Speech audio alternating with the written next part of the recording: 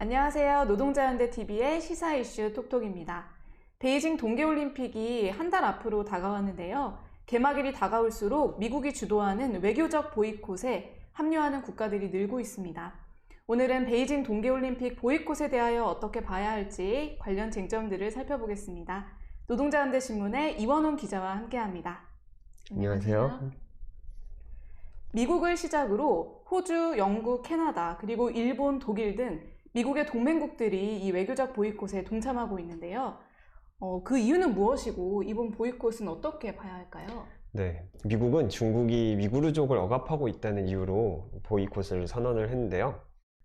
바이든 정부는 중국 정부가 위구르인 100만 명 이상을 신장 자치구 서부에 있는 정치교육 수용소에 가둬놓고 강제 노동과 고문 등을 자행하고 있다고 주장하고 있죠. 중국이 위구르족을 억압하는 것은 사실입니다. 그러나 미국이 이를 문제 삼는 것은 위선이죠. 예를 들어 미국의 동맹국인 이스라엘은 팔레스타인인들을 상대로 인종 청소를 벌이고 그들에 대한 차별을 법에까지 명시한 인종 분리주의 국가입니다. 이런 이스라엘을 올림픽에서 보이콧해야 된다고 미국은 말하지 않죠. 사실 미국 자신도 강제 수용과 고문, 인권 유린, 군사 점령의 역사가 있습니다. 그리고 그 동맹국들도 여기에 일조해 왔고요. 위구르인 대다수는 무슬림인데요. 미국은 이른바 테러와의 전쟁이라는 명분으로 이 중동을 침략해서 그곳을 아수라장으로 만들었습니다. 국내외의 무슬림들을 테러리스트로 몰아서 무슬림들에 대한 인종차별을 부추기고 관타나모 수용소 같은 곳으로 끌고 가 고문을 자행하기도 했죠. 2002년에는 위구르인 22명이 관타나모 수용소에 끌려가기도 했습니다. 중국이 위구르족을 억압하는 것은 사실 최근 몇 년의 일이 아닌데요. 그런데 미국은 테러와의 전쟁을 벌일 당시에는 이 중국이 그 전쟁을 지지해주는 대가로 이 중국의 위구르족 억압을 문제 삼지 않았습니다. 그러던 미국이 다시 이를 문제 삼는 이유는 중국이 미국의 세계적 패권을 가장 위협하는 세력이라고 보기 때문입니다.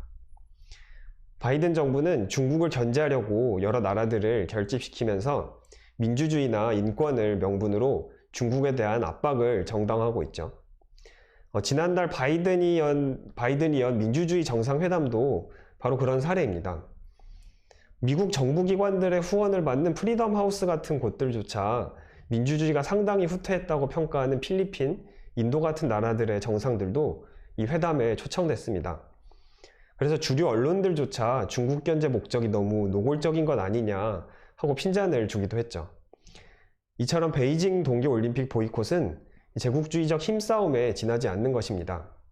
그 명분을 무엇으로 갖다 붙이든 이 보이콧에 지지를 보내서는 안 될 것입니다.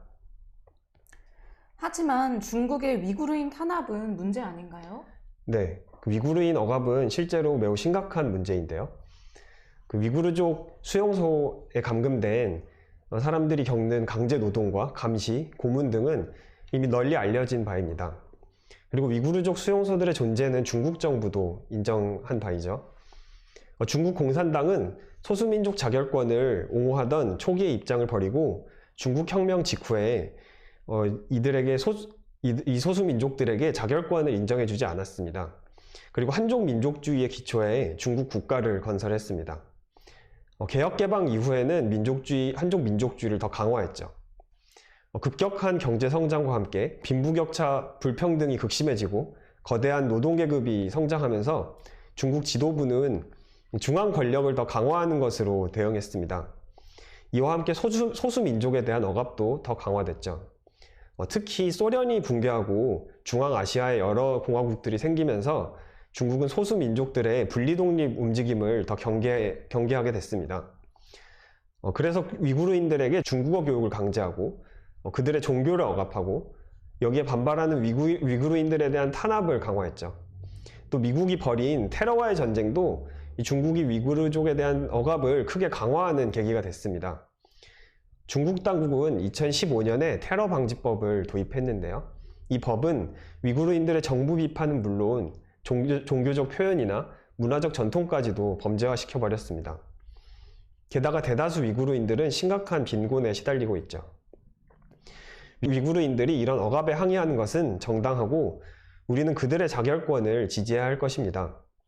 그러나 미국의 보이콧은 위구르인들을 걱정해서가 아니라 미국의 경제적, 지정학적 이익을 위한 것입니다. 그래서 위구르인들의 해방에 결코 도움이 되지 않을 것입니다. 반대로 미국 제국주의에 반대하는 좌파들 중에는 이 위구르인들의 자결권을 지지하는 것이 곧 미국의 손에 놀아나는 것이라고 보는 사람들이 있는데요. 단지 미국이 이용해 먹는다는 이유로 그들의 대의를 외면해서는 안 될 것입니다. 우리는 미국과 중국 두 제국주의에 모두 반대해야 되고 이에 맞서 싸워야 합니다. 위구르인들의 자결권을 지지하는 것 또한 그것의 일부일 것입니다. 이번 보이콧을 두고 스포츠는 스포츠고 정치는 정치다. 둘은 분리돼야 한다라는 주장이 있는데요. 스포츠가 정치에서 자유로워야 한다는 주장은 일리 있지 않나요? 예, 그런 주장들을 우리가 흔히 접할 수 있는데요. 하지만 사실 실제 올림픽의 역사를 보면 이런 국제적 스포츠 행사는 정치와 결코 분리된 적이 없다는 것을 알 수 있습니다. 올림픽은 흔히 세계인들이 단결하는 무대로 포장되지만 실제로는 언제나 개최국의 국력을 과시하고 대중의 애국주의를 부추기고 그들을 단속하는 용도로 활용됐습니다. 올림픽이 바로 그런 무대였기 때문에 과거에도 국제정치와 밀접한 연관이 있는 보이콧들이 여러 차례 벌어졌습니다. 가장 많은 국가가 동참했던 것은 1980년 모스크바 올림픽 보이콧이었는데요. 이때 미국의 주도로 65개국이 불참했습니다. 그 명분은 소련의 아프가니스탄 침공이었는데요.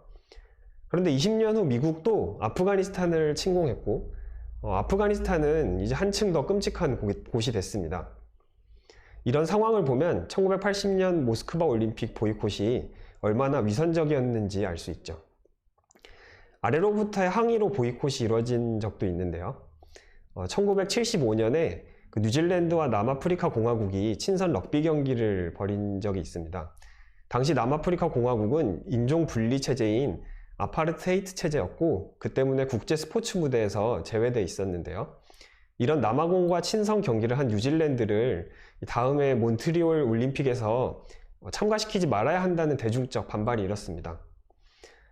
그럼에도 올림픽위원회는 뉴질랜드를 제재하지 않았는데요. 이에 대한 반발로 29개 나라가 올림픽에 불참했습니다. 그런데 당시에 스포츠가 정치적으로 중립적이어야 한다는 주장은 그 보이콧을 반대하는 논리로 동원됐습니다. 그 보이콧을 반대하는 것 자체가 지극히 정치적인 것이었는데 말이죠. 요컨대 지배계급은 스포츠와 정치를 분리해야 한다고 주장하지만 자신들에게 득이 될 때는 얼마든지 스포츠를 이용합니다. 스포츠가 결코 중립지대일 수 없는 이유인 거죠. 어차피 스포츠와 정치가 분리될 수 없다면 보이콧을 지지하는 게 위구르인들에게 도움이 되지 않을까요? 네, 그렇게 기대를 할 수도 있지만요. 미국이 주도하는 이 베이징 동계올림픽 보이콧은 위구르족 해방에는 전혀 도움이 되지 않을 것입니다.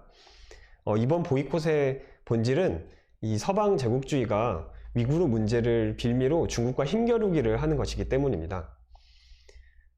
이런 보이콧을 지지한다면 이 서방이 인도주의를 명분으로 벌이는 다른 개입도 반대하기 어려울 것입니다. 위구르인들의 해방을 지지하면서도 미국의 제국주의적 힘 과시일 뿐인 베이징 동계올림픽 보이콧에는 반대해야 할 것입니다. 위구르인들의 해방은 서방이 가져다 주는 게 아니라 그들 자신의 투쟁으로만 쟁취할 수 있는 것입니다. 우리는 그들의 투쟁을 지지하고 연대를 보내야 할 것입니다. 오늘의 시사 이슈 톡톡 여기까지입니다. 영상이 유익하셨다면 좋아요와 구독, 알림 설정 꼭 눌러주세요. 감사합니다. 감사합니다.